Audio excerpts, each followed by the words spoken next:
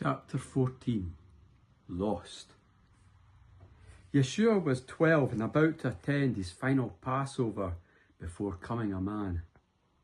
It felt like a significant time in his life, the beginning of the end of his childhood. As we joined with others from Nazareth and made the journey down to Jerusalem, my mind was racing.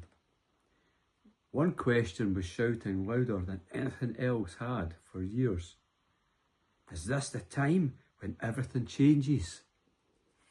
Every time a stranger took a second look at my son, I held my breath. When we entered the temple each day, my heart was racing. I would watch Yeshua go off with the other boys his age to learn from the rabbis, half expecting to hear someone let out a cry of wonder at any moment. But nothing happened.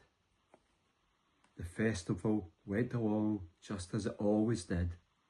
Everything was normal. At the end of the 3 days, we joined our group of friends and family from Nazareth and began the long journey home. There must have been 50 or 60 of us, and as usual, we walked in groups. Joseph with the men, me with the women, and the children running back and forth between the two. It was only when the light was fading and we reached our first day's destination that we discovered that Yeshua wasn't to be found. We raced around asking everyone.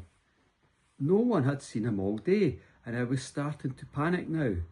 I started to feel sick inside. Even though it was almost dark, I said to Joseph that I must return towards Jerusalem straight away. But Joseph and those around us persuaded me that to be on the road at night would simply be a huge added danger and not necessary. They told me that Yeshua would be fine and probably still with his friends he had met in the city at Passover. He was always making new friends. Those around me tried to make light of it, saying Yeshua would simply have forgotten that we were leaving, that he was probably still playing catch with the juggling sticks that Joseph had made him for his last birthday. But I knew I had told him several times that we were leaving, and I was sure that I had seen him when we set off all together. Well, I thought I had.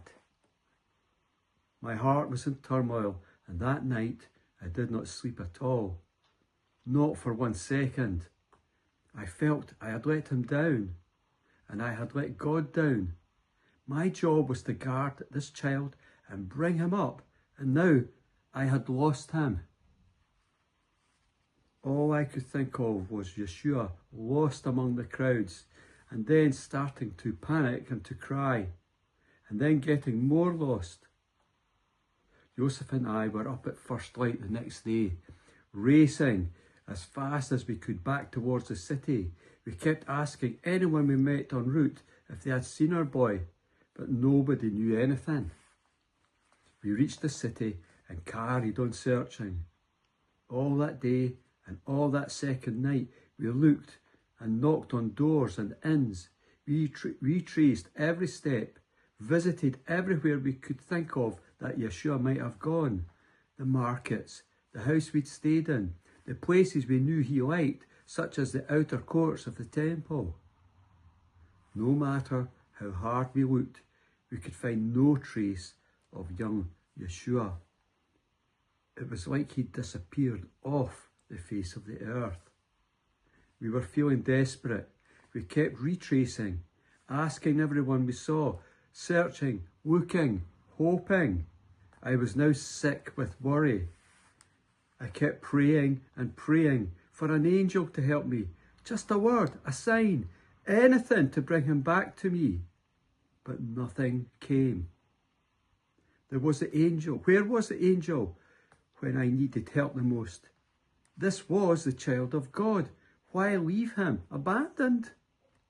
I was terrified and I just wanted my boy back. The next morning was the worst. I was delirious with fatigue and panic by now. Joseph was also exhausted, yet still we searched. We had looked everywhere and were beginning to fear that he might not even be in the city at all. Desperate, we went back to the temple for what must have been the 10th time. Instead of searching among the crowds and the traders in the outer courts, this time we pressed into where we could see the inner court, where the senior rabbis taught. And that is where we spotted him. Sat among the rabbis, Yeshua was talking, and the teachers all seemed to be listening to him intently. To him, I cried out his name and bustled past the guards, past the rabbis, right up to Yeshua and grabbed him in my arms. I couldn't stop crying. Yeshua looked at me, surprised at my alarm, and there was an awkward silence. Yeshua, I said, where have you been? We've been looking for you for days. Yeshua blinked. He looked like he could figure out for the life of him why we should be surprised by what had happened. He was almost as tall as both of us by now, and he looked back and forth from Joseph to me, staring right into our eyes. Why did you have to look for me? Joseph tensed. Son, why did you do this to us? Your mother and I have been beyond worried for almost 3 days now. Yeshua smiled at us both and held our hands. He felt somehow different. And then I realized that he was older than sometimes we treated him.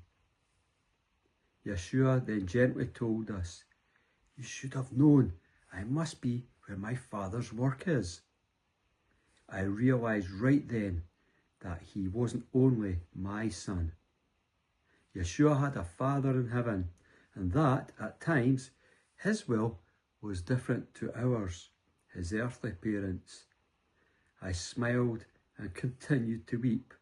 I held him like he was a babe once again. I would have to learn to accept that Yeshua was not mine alone.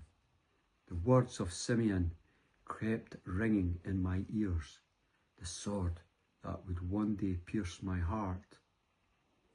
The last few days felt like my heart had been pierced by the sword.